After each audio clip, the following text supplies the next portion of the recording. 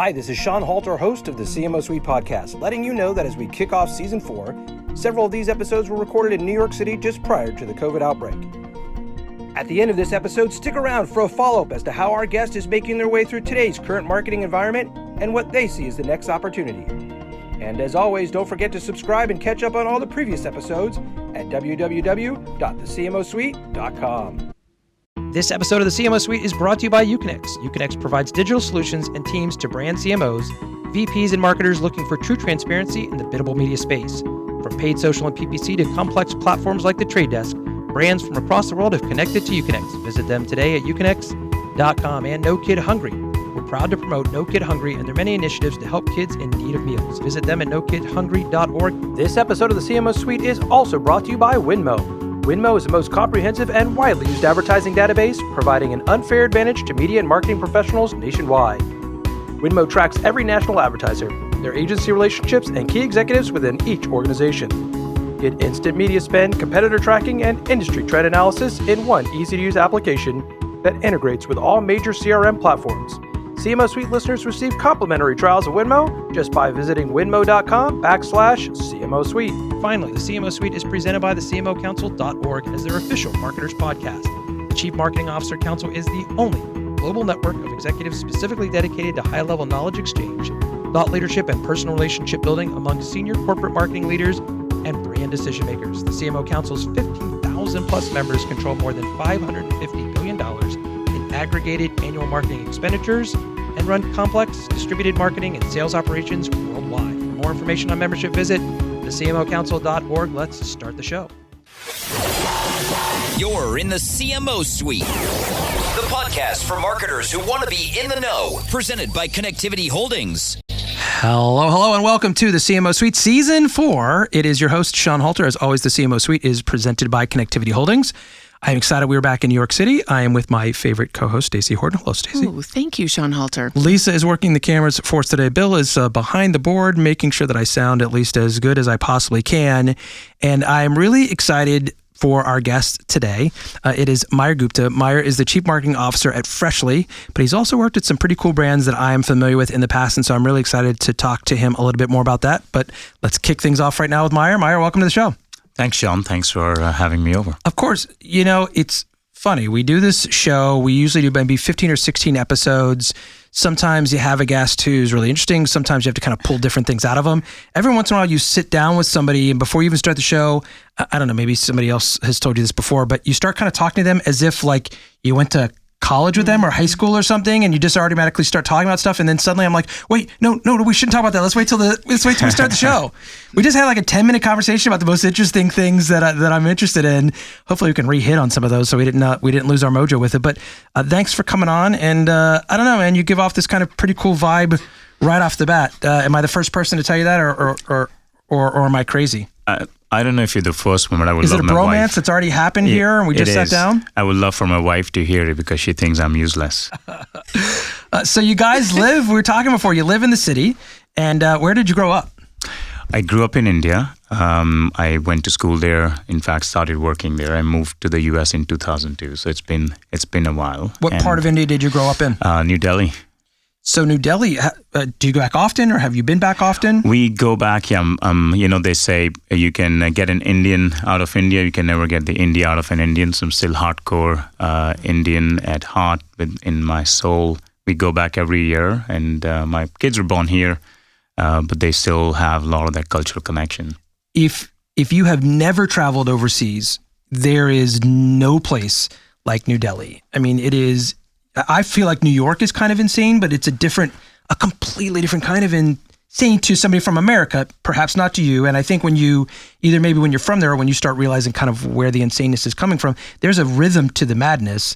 It's not maybe as mad as it looks to those from outside. You look like you want to cut me off right there. You got something to say, Mayur. Go right ahead. I was just going to say, my friend, that conversation is not going to take 30 days and we won't be done. But the one thing I will say is, hey, there was this guy who's an atheist, a NASA scientist, goes to India, never believes in God, comes back after 6 months, now is the biggest believer in God. People ask him, what the hell happened? He's like, man, I go to that country, there's so much happening. There are cows in the street, there are dogs, the country's booming, people are enjoying. That cannot happen without the hand of God. Amen. Amen. Wow, we almost had a joke and a religious moment, and I tingled from hearing that because I was reliving my moment out there. I've got a great friend, Michael Batbul, who took me there for an Indian wedding one time, and you're right. You go there, it is transformative in some ways. I've been all over the place. I've been to some really amazing places in some beautiful parts of different countries. There is something about India, and seeing New Delhi and then going and seeing something like the Taj Mahal, it takes your, strangely enough, a piece of architecture, especially in a city like New York that's got amazing architecture, it literally takes your breath away. The people are incredible.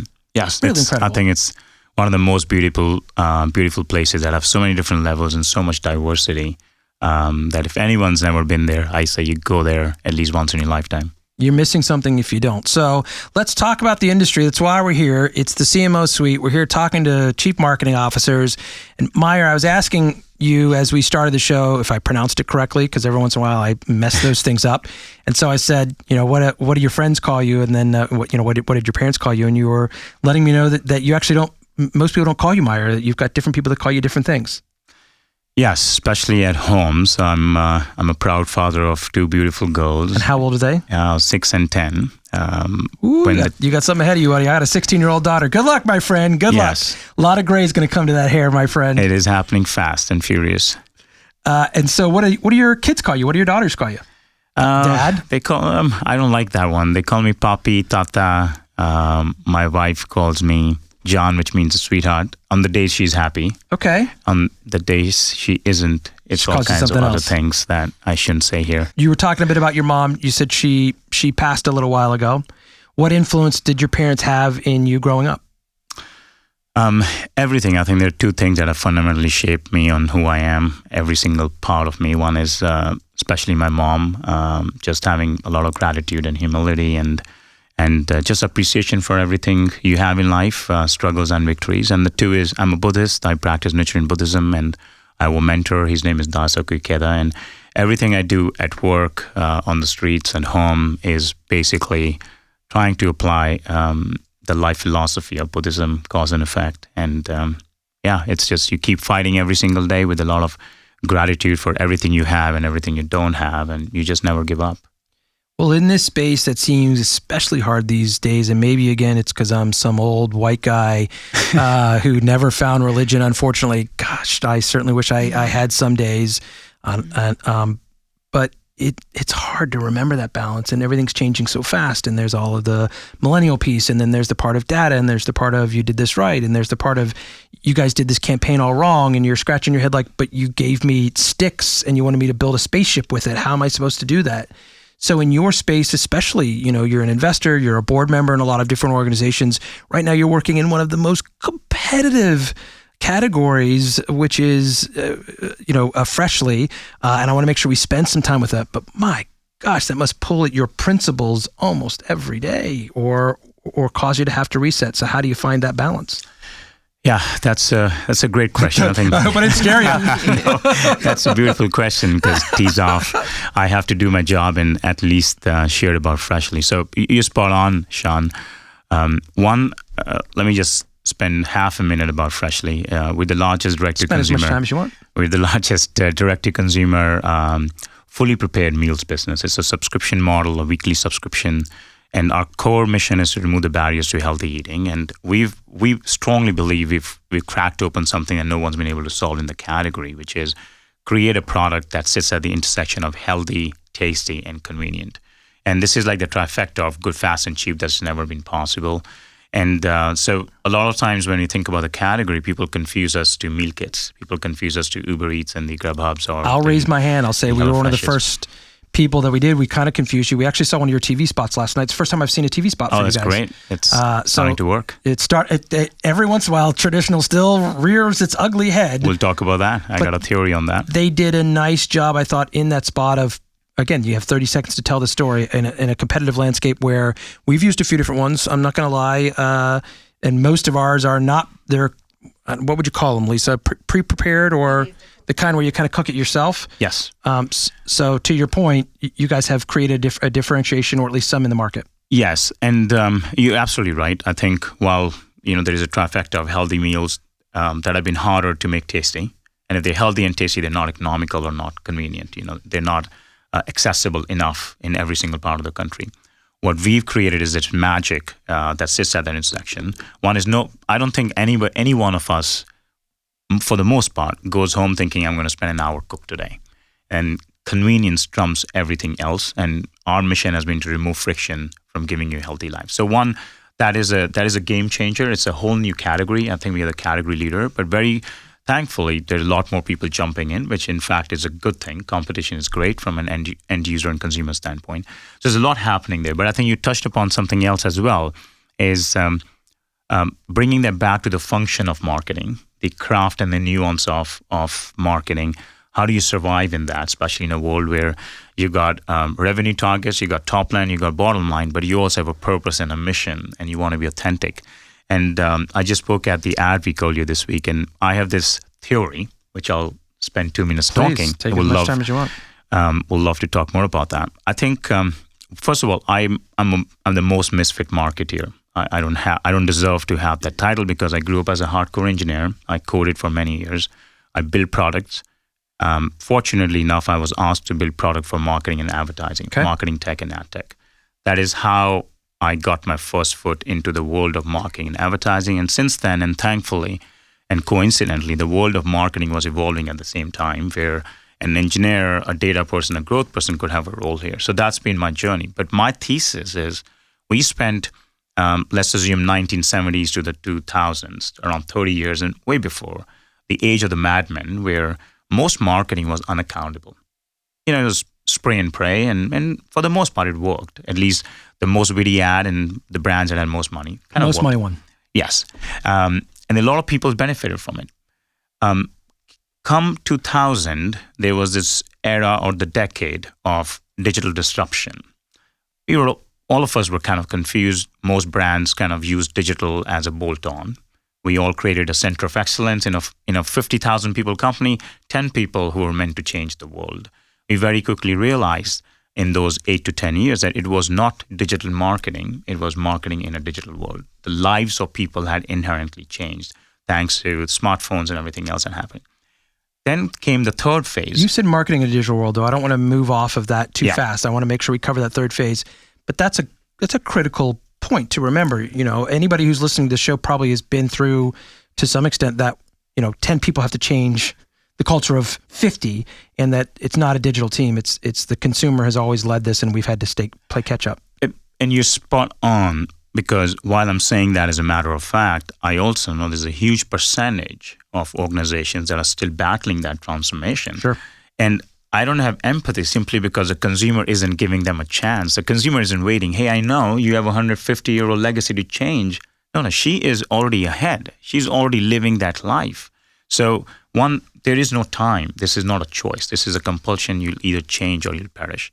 The third phase is what happened in 2007, 2008, with the smartphones, with the Facebook and the exploration of social platforms. That fundamentally changed on top of the digital evolution, where now marketing had to become addressable. Marketing had to become accountable, and every ounce of marketing was asked to be measured. What the industry did, and what we all did, we over-indexed on from being totally opaque and a black box. Mm-hmm. We became totally transparent, where now everyone is moving towards every single dollar of marketing being measured. What that's done is it's starting to take the soul out of marketing, out of the brand, because the focus is so much on AKA growth marketing or performance marketing. We've bifurcated the world of marketing into brand or growth, right? We are focused on same-day gratification. Hey, if you saw my ad, you better click. If you don't click, here you go, $60 off, come back.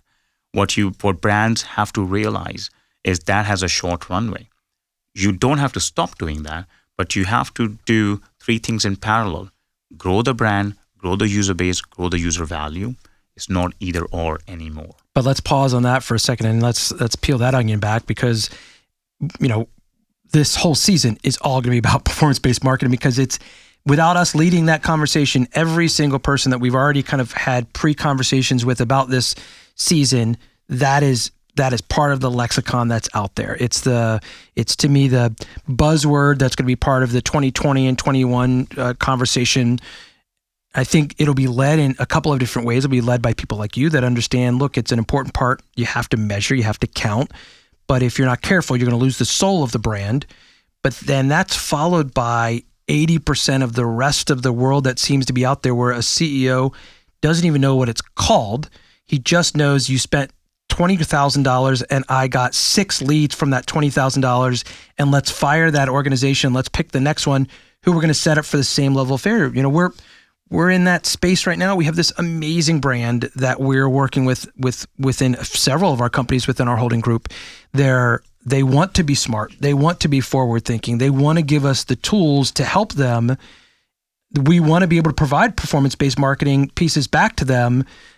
But you also have to be able to say to them, look, this creative that we're putting in here, it wouldn't matter how great our strategy is. The creative is speaking to nobody. So we're buying these eyeballs, we're buying these dollars, we're thinking that people should be inspired enough to fill out a form when nobody wants to fill out a form. And we're using a piece of stock art that probably looks like it's not even Getty Images worthy. How do you wrap your head around that? Because that's the frustrating part. Yes, it's a beautiful question. That was a lot, wasn't it, Mayur? There you go. It's a battle that I think we are all fighting in our respective worlds every day. And it's a worthwhile battle simply because winning a consumer today is not table stakes. You can no longer buy love. You have to earn it, and it's hard. I've tried to buy love. It does not work. It does not work, right? I'm still failing at that. There you go. But to your question, how the hell do you crack it open? Because it's easier to sit here and talk and put decks and go on stage. I feel that spend an hour on it, couldn't you? Yes, totally. Days. Days, months. As a marketer, you cannot run away from taking accountability to measure the impact and incrementality of marketing. It's table stakes. If you cannot do that, if you're a marketer who does not hold yourself accountable for growth, measurable, tangible growth, then we are all going to fail, number one. Now, how do you do it? Let's just go to a click down and talk tactic for a moment. Please. Because theory doesn't help anyone. This is free advice you're giving me, by the way, so that I can hopefully help retain this client, for crying out loud. It's the whole reason I'm doing the podcast, right? Is to be able to pick the brains of people like you and be able to go, oh, hey, I've got a really good something that I learned while I was in New York City. Come down a level and talk to us about that if we can. Yes. So a few tactics. One is every marketer, every CMO better have a P&L, better know all the numbers in the back of your head, in the front of your fingertips. It's rule 101. 2, at the end of the day, it all boils down to if you have $100, how much of that $100 do you spend on direct response performance marketing that you can measure by the end of the day? Just like back in the day, you had this much assets, you sold this much. Hey, tell your dad how much you sold and what's the cash in your pocket. Fair. And then what part of the $100 you're actually going to invest in the serendipitous, where you perhaps don't know what is going to drive. What was the word that you just used? The serendipitous, or the serendipity of marketing, or the irrationality of marketing. Serendipity. Okay. This is where my Indian accent comes in. No, it's okay. Luckily, I speak Mayur, so we're good. There you go. I cut through it. So my theory is that if you take $80 or $75 or $85, based on what stage you are in, of that $100, use that to get to you 100% of your business goal, which is your CAC, your top line growth, your user base, your retention rates. Then the $15 you have remaining, you can spend however which way you want. In fact, spend it in a way that you don't have to. In fact, you can't measure it, because that balances the purpose with tangible growth. The challenge happens when you flip it. If you're spending 80 on the unaccountable marketing, on only 20, then the CEO, the board, everybody has a right to come at you and say, what the heck's going on? That's a good math analogy. And again, I don't know that I've heard it boiled down so easily to, $75 or $85 needs to go towards, as measurable as you can find. And that other 15%, it's not that you have money to play around with, but take some risks, take some chances. We have a client, this is the craziest story. They're a jewelry client. The CEO came to me and she said, I want to buy the bins in the airport, or we got that opportunity, or whatever. I was like, Julie, that is the least of everything that we could buy. That is the least measurable piece of something. You want us to talk to people when they're leaving the city, not when they're coming. And she said, I don't care.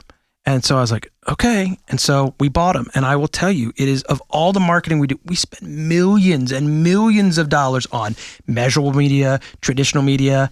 Those damn airport bins, people still talk about them. People take pictures with them. Mm-hmm. Anytime we sit with somebody and they say something about their marketing, they go, well, those airport bins. I'm like, oh my God, I can't believe this. And then on top of that, not to get off topic, but Then at some point she said, well, now I want the little dog bowls because now all these VIPs don't even use the bins anymore. So we went to them. They were like, we don't even sell that. We're like, well, you do now. So again, to some point, that was a risk. It was an expensive risk, but it was a risk that still isn't measurable. But we know that it does impact to some extent because we are able to talk to consumers. I think my point with this is in ways that we're not expecting to see the brand. And maybe that's where this traditional TV piece took you guys. I'm not sure. You said you had an opinion on where traditional fits. Yes, I think, well, first of all, I think marketing and marketing channels like fashion, so old fashion comes back. And I think we're all realizing that every channel has a role to play. The challenge happens when we measure them the same way. They all have a different role to play. So, and I also have a very strong belief that every channel can play different kinds of roles. So you don't bucket channels to phases of the journey, you bucket content. So I can use Facebook to drive reach. I can use Facebook to drive very direct response conversion. I can do the same on TV. I can use TV to drive education, awareness, and the brand love and understanding. I can also use it to drive actual direct response conversion. So I think sometimes we've started to bucket these channels into predefined roles and mindset, and that is how we are challenging ourselves, putting ourselves in tough situations. The other part, going back to your point on the bins, etc., I think it's important to put in context the stage of the journey you are in as an organization.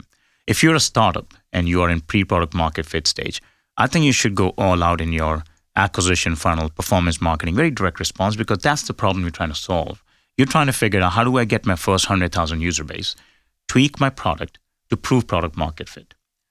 And that's when your funnel actually is inversed. What works? So that point is a good point. Your funnel is inversed. Absolutely inverse. You're not spending money in awareness because you don't care about that just yet, right? What is your brand in your pre-product market fit? Your product is your brand. Your user base is your brand. Your data is your brand. But the challenge happens when you go through that. A lot of companies do that brilliantly. Now, there has to be an inflection point where now you've reached product market fit. Now you're talking about... And you call it product market fit? Is that what you said? Yes. It's like a pinnacle stage where you've proven that you've got a great product in the right market, addressable audience, retention rates is strong, there's word of mouth. Product market fit. Product market fit. It's a very standard terminology for growth companies. And so standard that I needed to have it redefined to myself, but yes. Yes. So once you've reached that bit of a pinnacle that has been proven, at that point you have to shift gears again. Guess why? Because all the demand that was sitting on the table, you captured most of it. Sure. So you now need to crank a wheel that's going to create new demand. Now, you did not need it. You had early adopters. You had a brilliant new product in a category that didn't exist. But this is when you have to shift gears, where the funnel perhaps has to be tilted all over again, where you do have to realize that, well, now I do have to invest in awareness. One last point. Why is that hard? It is hard because one of the hardest things to change in life are the ones that have driven success. So what drove success for you to get to product market fit is that very direct, lean, measurable, accountable. If that inflection point year is hard because now you're telling yourself, I have to invest in something I never needed before, and it's going to be needing new kind of muscle that I haven't proven yet. And that's the key to some extent, right? It is some risk. It is some realizing, to your point, that inflection point comes, and if you're not careful, you're going to talk yourself out of business because you're not going to be willing to take the risk, or you'll take a risk, but it's too short and you'll say it's not working. No brand is out there saying, gosh, I just wish I could invest more money in just building brand. You don't hear that anymore. You hear sales. And so again, maybe striking that, I know it, but I don't sit in the position of power all the time. I know that you need to build enough of a brand to at least get in the intender set. Because if you're not in an intender set and you're in this ridiculously competitive space of not wanting to go to the grocery store to have to buy everything, but having it come in a box, if you never build the brand to some extent, how do you even get into the conversation point, Totally. And I think there are 2 points I would say, Sean. One is... Probably 2 points much smarter than mine. No, just less smarter than yours. I think the definition of brand, in fact, the perception of brand is almost becoming a stigma now, unfortunately. Sure. And that is because when we all think about brand, many people think about brand as a visual identity. They think about your logo. They don't think brand is who you are. Brand is your soul. It is not a set of rituals or visual, aesthetics, but something much deeper. And the other part on the risk element, I think this is where marketing over the last few years has taken up and has to keep learning a lot more from product and the product mindset, that there's no such thing as perfection in marketing anymore. It's only experimentation. So how do you really absorb those risks without putting the business on the line? So how do you test and learn? How do you test investing in that top of funnel? How do you test a story and so on? So I think the DNA of traditional marketing has to now become extremely agile and nimble, where no amount of qualitative and quantitative research can give you the perfect answer. It gives you direction. You go out there, you test and learn, you iterate rapidly, and then you know what works and resonates. With performance-based marketing, do you find that there's been a channel as you guys started to grow and now that maybe you've hit that tipping point, was there a channel that just seemed to really always work best for you guys, whether that was social or PPC or programmatic? What areas do you feel like, as you've been there over the last really just going over a year, that seems to have performed best for you guys without asking you to, reveal any secret sauce? Yes. Did you see how I said secret sauce, Stacey? It's kind of fits the food theme. No, sure not at all. does. It is healthy secret sauce. Thank you, sir. Healthy and tasty. So look, like anybody else, we've had our key channels that have done really well for us. We grew tremendously last year, so we delivered close to 35 million meals, just to give you this sense of the scale. And these are all fully prepared, no preservatives, never frozen. So, which means that they're being cooked today, they are being delivered to your door latest by tomorrow. So that just shows you the urgency of the supply chain and the demand and supply. Two, we are now delivering in 48 states. So of course, we have a diversified acquisition funnel and a slew of channel portfolios. We obviously, like any other direct-to-consumer, we invest in paid social, we invest in paid search, in display, programmatic, X, Y, and Z. One thing that we have done since last year, which, like I was talking about the inflection years, is one, we've seen tremendous organic growth because as our brand and our size is increasing. Yep. We have a tremendous influx of word of mouth and organic users, which is a great sign for product market fit. Two, we've also realized that we now have to create new demand, and that's why we're investing in TV. And my question when you were talking about very nicely, and thanks for the plug-in on our TV spot, is it was done for our phase one of our journey, which is a little bit more direct response-ish. The next iteration of our, some of our content is going to be perhaps on some of the channels a lot more inspirational, a lot more reflecting of who we are, our purpose and our mission. So we are in that second innings of Freshly, trying to aim at 100 million meals a year, and that will require some of that shift. As we start to wrap up, and again, thank you again for joining us on the show, Mayur Gupta, Chief Marketing Officer at Freshly. It's been an interesting opportunity again for us as we go into season 4 in trying to see how each of the brands and each of the people that we're talking to, again, how they define performance-based marketing, where it plays a role in their funnel. It is interesting when somebody like you comes from the space that you did, that you maybe already have a thought process in mind of being able to figure out that sweet spot of, what is your acquisition cost? What is your acquisition cost? There are a lot of brands that are out there that have never had to look at that. Mm-hmm. And so even just asking them that question of do you know what your acquisition cost is? We've sometimes found these executives just looking at us with kind of their eyes that's what we want you to tell us. And you're like, you've been around for 20 years and you want us to define that in 2 weeks? I mean, how are we supposed to do that? So as we wrap this, what are a couple of steps that you feel like brands who maybe never had to look at that because they've either always used legacy or they've just never really known how to measure that? What are some early steps you feel like those could take if you give some of your advice to those people, including myself? One thing I will say is some of those brands, I'm assuming, are perhaps not as direct to consumer, so it is harder for them a little bit to measure some of those things if you're in more traditional CPG going via retail. Having said that, I think sometimes in a world that is influenced and driven by data, we get so focused on getting every single piece measured. I would say draw a line between being data dependent and being data inspired. Be data inspired, that's where you negate the false positives of data. It's okay if you can't measure every single aspect of your CAC, your customer acquisition cost. If you can't have multi-touch attribution, have proxies, have directional. But don't move so far away from who you are, what your brand is, and don't do things that you don't want other brands to do to yourself, very simply. It's tricky. It's definitely what's out there. Those that can kind of do a better job of either perfecting it or in our spaces with the companies within our holding group, if we can just help educate and communicate that out there, that's where things like the podcast really seem to sometimes help our clients. It's one thing when we say it, they're looking at me, or a member of my team.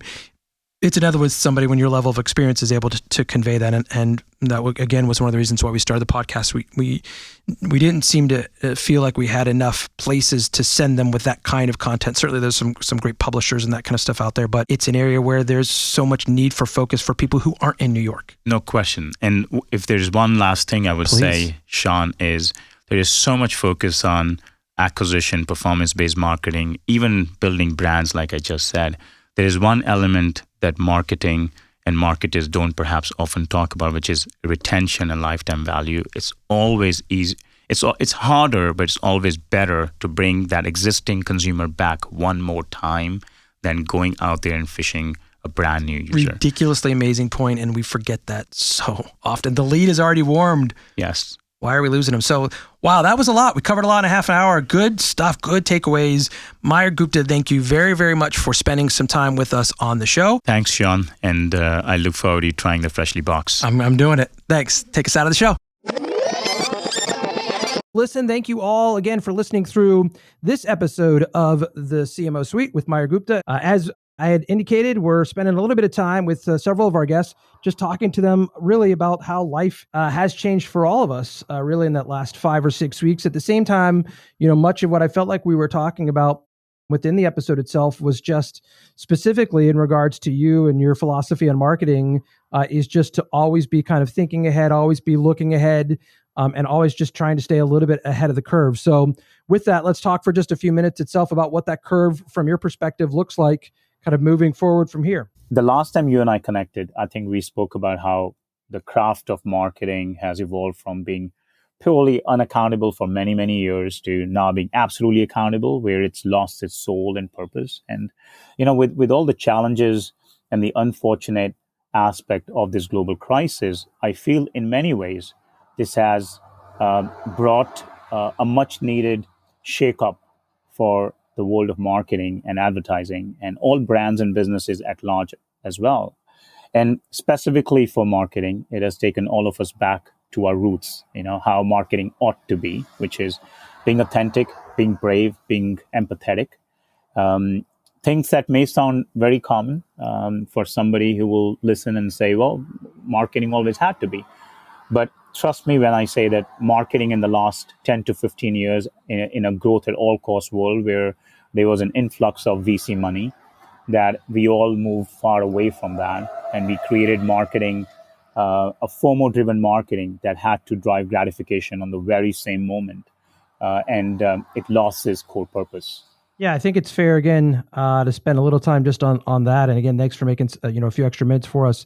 But maybe that, again, is just one more of these takeaways, is that it's okay as a marketer, maybe even more now than ever, to be able to push back a little bit on growth at all costs. And for us as marketers, trying to make sure that the brands that we're with, have that same alignment. And if they don't, then that's okay too. We continue to evolve as marketers, and opportunity will come, for all of us out of the marketplace. It may not look exactly the way that it did before. We may not make as much money as we did before, but in some ways, again, maybe this is also allowing many of us to kind of pause and realize money's just a piece of green paper that sits on a table.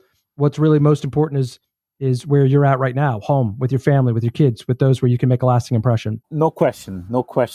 I don't want to be sitting here, neither do you, I'm sure, to say, let's create something that will not generate revenue. Let's create something that doesn't grow, because we all know that a mission or a purpose without that business will not change the world, right? So it's not an either or, it's Agreed. an and.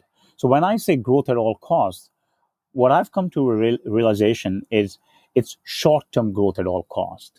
Because I firmly believe, and I know you as well, that being authentic and being empathetic, being consumer obsessed is actually is a core principle of driving that growth. It may not drive short-term growth, but this is the core foundation for driving mid to long-term growth. But I think the world we are living in is extremely short-term focused. To your point, yes, revenue is important. Yes, I can't live on love. But in some cases, that authenticity allows you to form relationships, whether they're business to business relationships like this, or they're business to consumer relationships, that when the time comes and those decisions are being made, maybe it helps you win ties. And ultimately, that's all we can try to do in some ways these days, is to be able to be in somebody's intender set, hope that you form some relationship with them through whatever content you're pushing out there, and that if and when they're ready to make some decisioning behind that, that you've been able to be to at least come across as real and authentic, as opposed to just, let me just sell you something as quickly as I can and move on.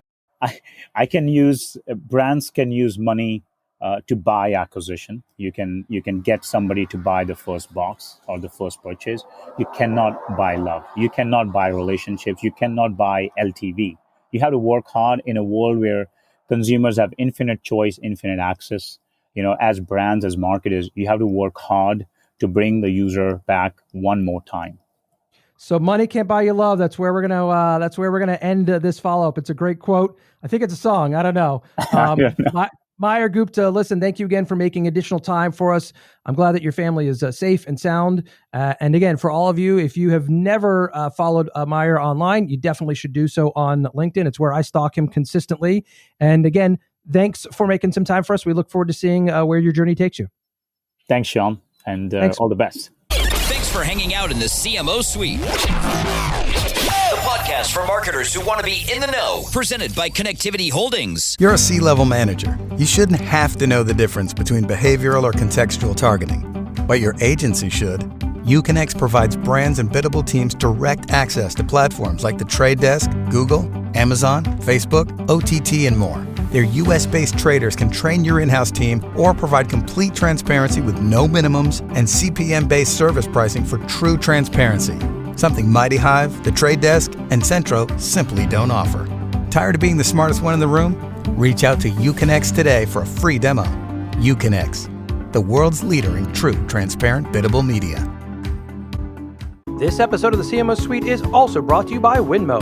Winmo is the most comprehensive and widely used advertising database, providing an unfair advantage to media and marketing professionals nationwide. CMO Suite listeners receive complimentary trials of Winmo just by visiting winmo.com/CMO Suite.